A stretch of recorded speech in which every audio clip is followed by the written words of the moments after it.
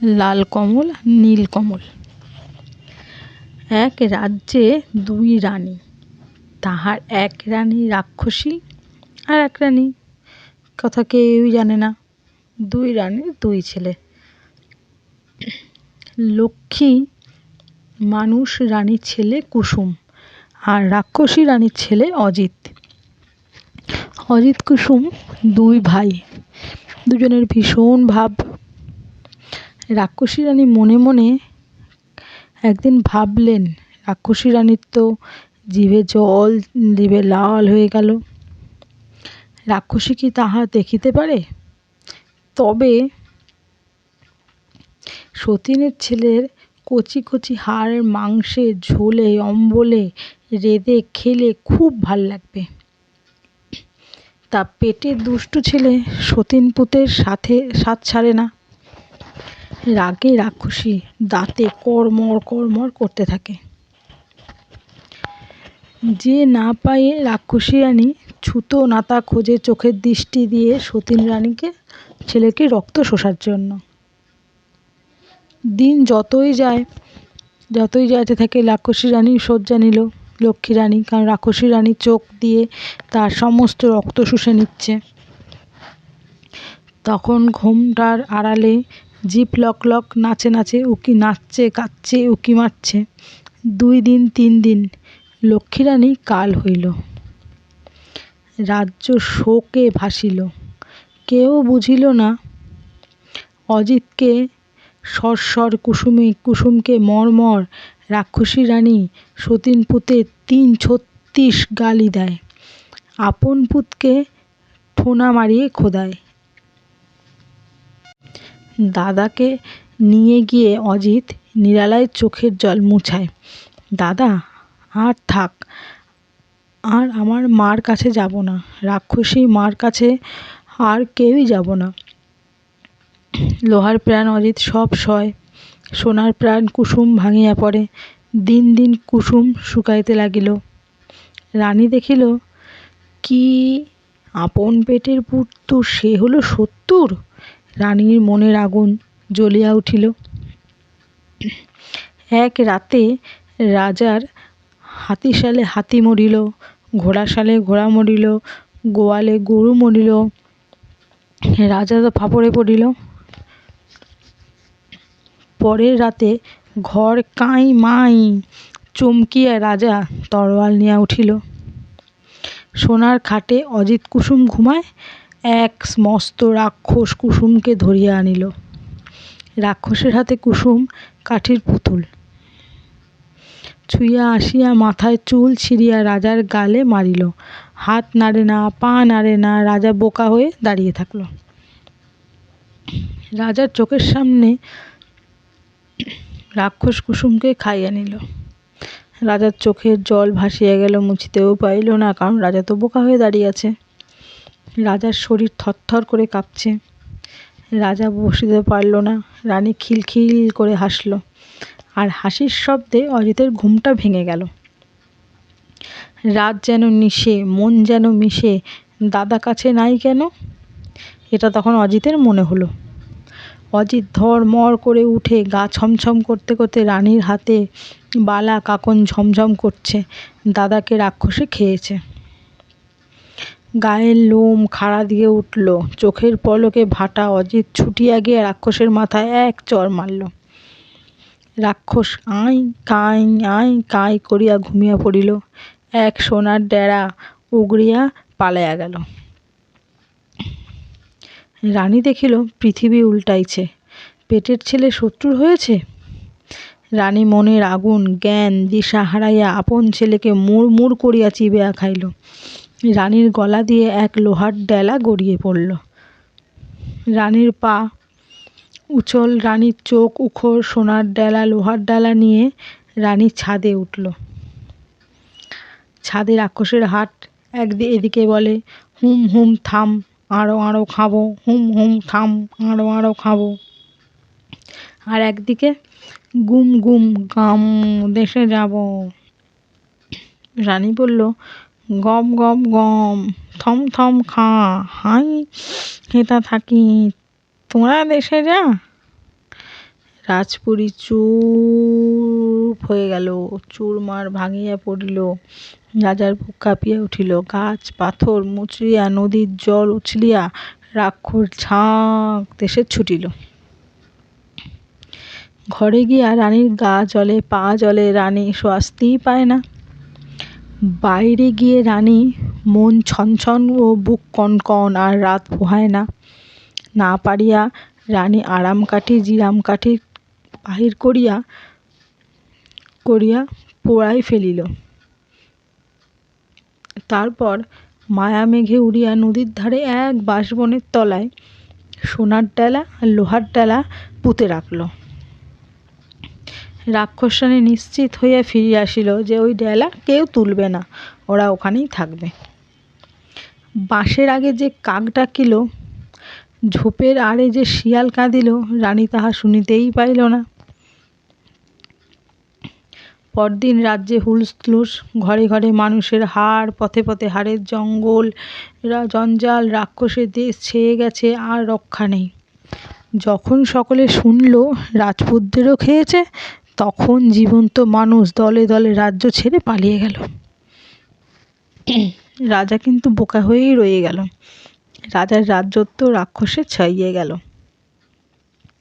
নদীর ধারে বাঁশ বনে হাওয়া খেলে, বাতাস দোলে। এক কৃষক সেই বনে বাঁশ কাটতে গেল।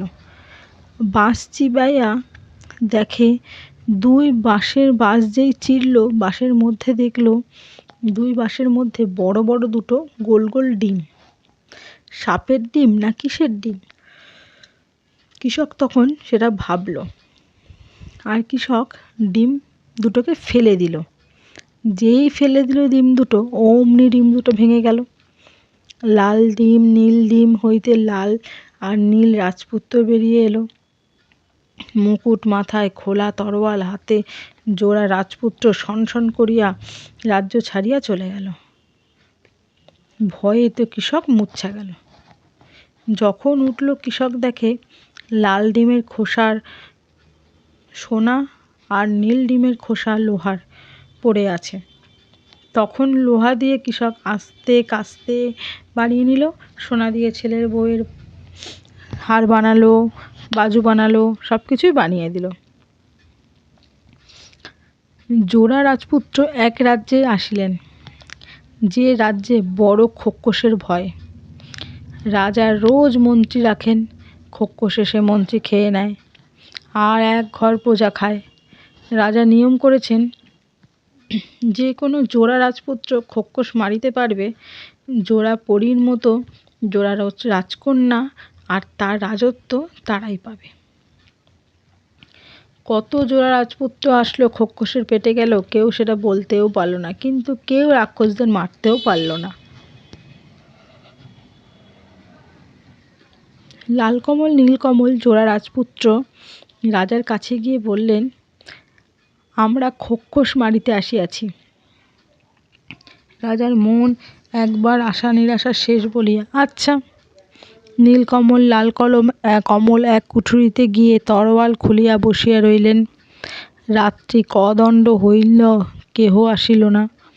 রাত্রি আর কদণ্ড গেল, কেহ আসিল না। রাত্রি এক প্রহর হলো, তবুও কেউ আসিল না। শেষ রাত্রে যেই দুপোহর হলো, কেউ আর এসলো না। দুই ভাই বড় ঘুম পাইল। নীল লালকে বললেন, দাদা, আমি ঘুমাবো, ঘুমিয়ে পড়ে আমাকে জাগিয়ে তুমিও ঘুমিও। বলিয়া বলিলেন, খোক্কস যদি নাম জিজ্ঞেস করে, তো আমার আগে বলি, তোমার নাম যেন আগে বলিও না। লালকমল তরোয়ারের ভয় দেখিয়ে সজাগ হয়ে বসে রইল। খোক্কসেরা আসিয়া আলতো আলোকে ভয় দেখিয়া পাবে না বলিয়া আধো আলো নিবেও। লালকমল বললেন, না, সকলের বড় খোক্কস রাগে গড় গড় বলি বাটে, ঘরে কে জাগে, যত খোক্কসে কিচিমিচি, কে জাগে। লালকমল উত্তর করলেন, নীলকমল জাগে, লালকমল জাগে, আর জাগে তরোয়াল। দপ দপ করে ঘিয়ের প্রদীপ জাগে। কার এসেছে কাল? নীলকমলের নাম শুনে খোক্কসেরা ভয়ে ৩ হাত পিছিয়ে গেল। নীলকমল আর জন্মে রাক্ষস রানীর পেটে হয়েছিল, তাই তার শরীরে কিনা রাক্ষসের রক্ত? খোক্কসরা তাহা জানিত। সকলে বলল, আচ্ছা নীলকমল কি না পরীক্ষা করব। রাক্ষস খোক্কসরা নানা রকম ছল চাতুরি করে সকলের বড় খোক্কসরা সেই সব আরম্ভ করিল। বলিলেন, তোদের নখের ডগা দেখি। লাল নীল মুখরা তরোয়ালের খোঁচা দিয়ে বাহির করিয়া দিল।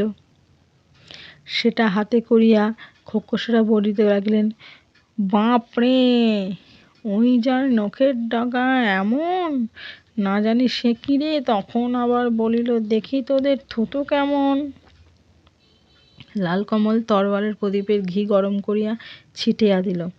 খোক্কসের লোম পুড়িয়া গন্ধে ভরিল। খোক্কসরা আবার আসিয়া বলিল, তোদের জিভ দেখি। লালকমল নীলকমল তরোয়ারের দুয়ারে ফাঁক দিয়া বাহির করিলেন। বড় খোক্কস ২ হাত তরোয়াল ধরিয়া। আর সকল খোক্কসেরা বলিল, এইবার জিভ টানিয়া ছিঁড়িব, তোরা আমাকে ধরিয়া জোরে জোরে টান। সকলে মিলিয়া খুব জোরে টানিল, আর তরোয়ারের ধারতে তাদের ২ হাত কেটে রক্তে গেল। চেঁচিয়া মেটিয়া সকলে জিজ্ঞেস করিল, বাপরে। অনেকক্ষণ পর খোক্কস আবার কোথা থেকে ছুটিয়া আসিয়া বলিল, কে জাগে, কে জাগে। কতক্ষণ খোক্কস আসে নাই। লালকমল ঘুমিয়া পড়েছিল। লালকমল ভুল বলিয়া ফেলিলেন, লালকমল জাগে।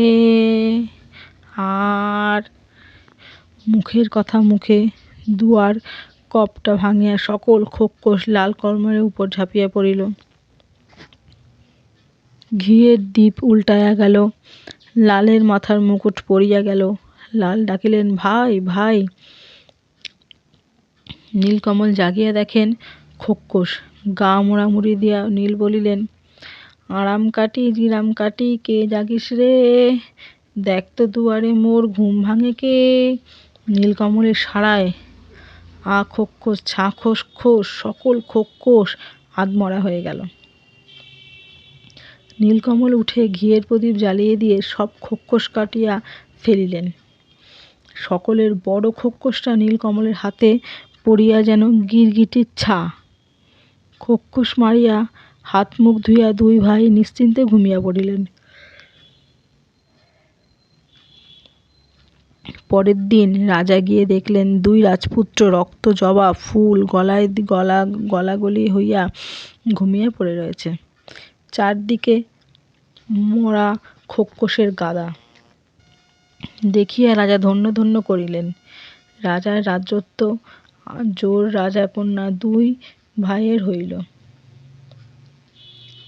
সেই যে রাক্ষসী রানী রাজার পুত্তিতে থানা দিয়া বসিয়া আছেন, আই রাক্ষস কাই রাক্ষস, তার ২ দুধ দিয়া খোক্কসের মরণ কবর দিল কি।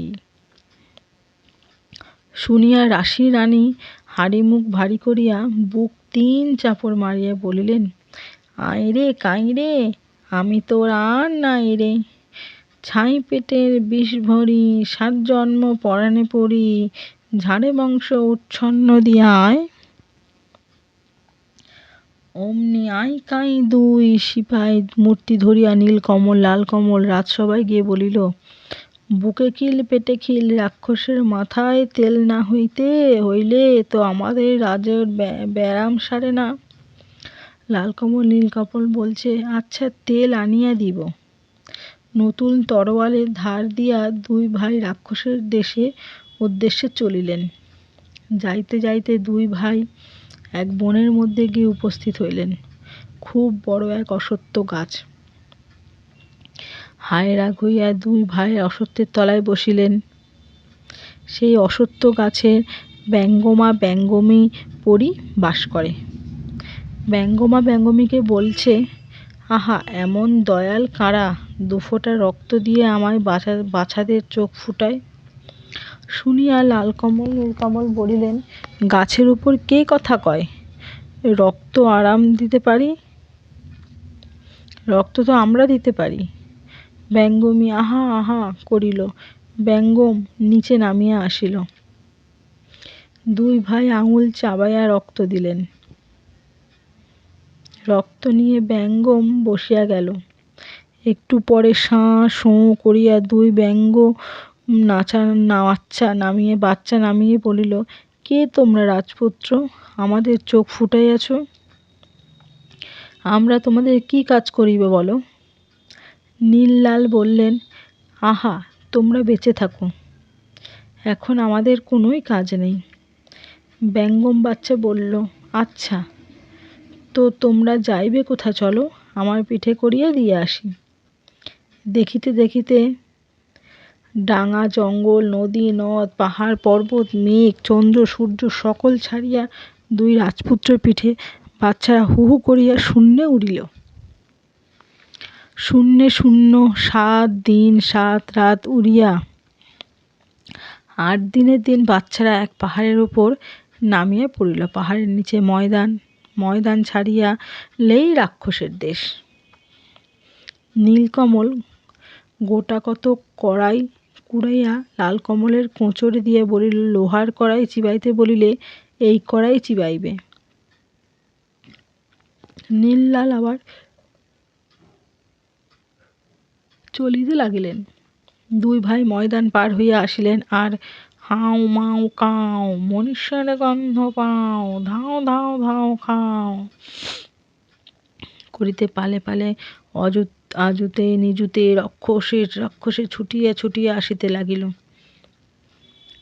নীলকমল চেঁচাইয়া বলিলেন, আইমা আইমা, আমরাই আসিয়াছি, তোমার নীলকমল কোলে করিয়া নিয়া যাও।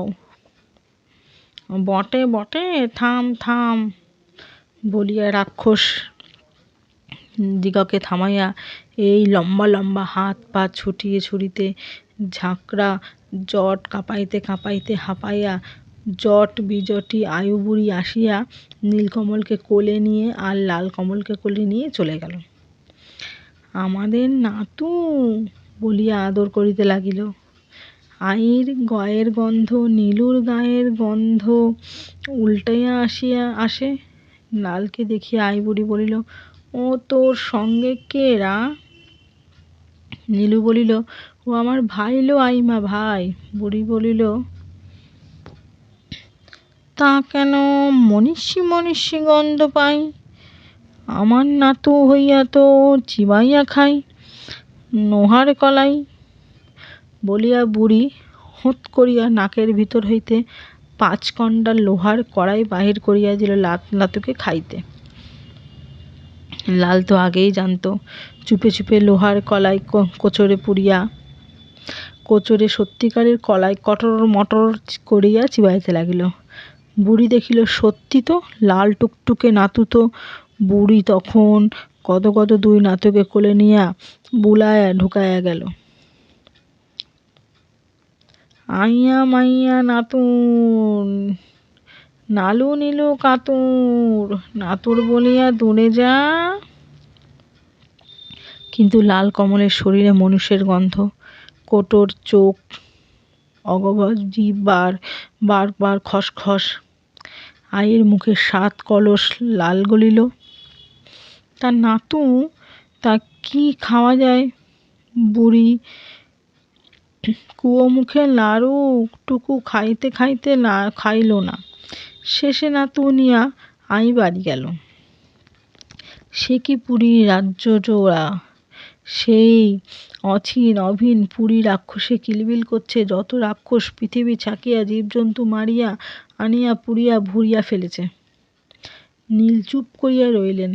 না, পৃথিবীতে আর থাকে না। তখন নিশিরাতে যখন নিশাচর রাক্ষস 7 সমুদ্রের ওই পারে যত রাজ্য উজাড় করিতে গিয়েছে, এক কাচ্চা বাচ্চাও পুরীতে নেই। নীলকমল উঠে লাল কমলকে নিয়ে পুরীর দক্ষিণ কুয়োর পাড়ে গেলেন।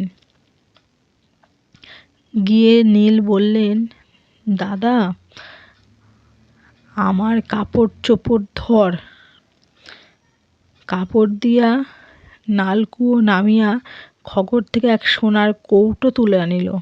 কৌটো খুলিতেই জিয়ানকাঠি মরণকাঠি দুই ভ্রমর আর ভুমরুলি বাহির হইল। জীয়নকাঠি মরণকাঠি ভীমরুলির গায়ে বাতাস লাগিতেই মাথা কনকন, বুক চঞ্চন, রাক্ষসের মাথা টনক পড়িল। বোকা রাজার দেশে রাক্ষসী রানী ঘুমের চোখে ঢুলিয়া পড়িল। মাথা টন টন করে, বুক চমচম, দীঘল দীঘল পায়ে রাক্ষসেরা নদী পার এপার ধাইয়া আসিল। দেখিল নীলকমল জীয়নকাঠির পা ছিঁড়িয়া দিল। যত রাক্ষসের দুই পা খসে পড়ল। দুই হাত ভর করে তবু রাক্ষস ছুটে ছুটে আসছে। নীলকমল তখন জীয়নকাঠি ওপর চাপ দিয়ে হাত দুটো ছিঁড়ে ফেলল। যত রাক্ষসের সব হাত খসে পড়ল। হাত নেই, পা নেই, তবু রাক্ষস হাও মাও খাও, সাতো সত্তর খাও বলিয়া পড়িয়া গড়াইতে গড়াইতে ছোটে। খগরের ধারে ধরিয়া নীলকমল জীয়নকাঠির মাথা কেটে ফেলল। আর যত রাক্ষসের মাথা ছুটিয়ে পড়ল মাটিতে। আইবুড়ির মাথাটা ছিটকাইয়া পড়িল নীল লালের ধারে গিয়ে। তখন রাক্ষসপুরী খা খা, আর কেউ থাকে না। নীলকমল লালকমল আইবুড়ির মাথায় নতুন কাপড় জড়াইয়া মরণকাঠি ভীমরুলের সোনার কৌটো নিয়ে ব্যঙ্গমা ব্যঙ্গমী বলে ডাক দিলেন। 3 মাস 13 দিন 13 রাত্রির পর দুই ভাই পা পড়ল দেশে। দেশের সকলে জয় জয় করে উঠল। নীলকমল লালকমল বললেন, সিপাহীরা কই? ওষুধ নাও। সিপাহীরা কি আছে? আই আর কাই তো রাক্ষস ছিল, তারা দেশেই মরে গেছে। নীলকমল লালকমল আপন সিপাই বুকে খিল পিঠে খিল রাজার দেশের রাজকোষের মাথায় পাঠাইয়া দিল। ও মা! মাথা দেখিয়া রানী নিজে মূর্তি ধারণ করিল। খরম খাম গরম ঘাম, মুড়মুড়িয়ে হাড্ডি খাম, হম ধম চিতার আগুন, তবে বুকে জ্বালা জম বলিয়া রাক্ষসরা নিবিকট মূর্তি ধরিয়া ছুটিতে নীলকমল লালকমলের রাজ্যে গিয়ে উপস্থিত হল। বাইরে দুয়ারে খাম খাম। লাল বলিলেন, থাম থাম। লালকমল মরণকাঠি ভীমরুল আনিয়া কৌটো খুলিয়া গা ফুলিয়া ঢোল, চোখে দৃষ্টি ঘোল। মরণকাঠি দেখিয়া রাক্ষসী মরিয়াই পড়ে গেল। সকলে আসিয়া দেখে, এটা আবার কি? খক্ষসের ঠাকুমা নাকি? আমাদের রাজ্য বুঝি নিমন্ত্রণ খাইতে আসিছে? সকলে হো হো হো হো করে হেসে উঠল। জল্লাদেরা আসিয়া মরা রাক্ষসটিকে ফেলিয়া দিল। রানী মরিল, আর বোকা রাজা রোগ সারিয়া গেল। ভালো হইয়া রাজা রাজ্যে রাজ্যে ঢোল দিয়ে ঢাক ঢোল পেটিয়ে দিল। প্রজারা আসিয়া বলিল, হায়, আমাদের সোনার রাজপুত্র অজিত কুসুম কই?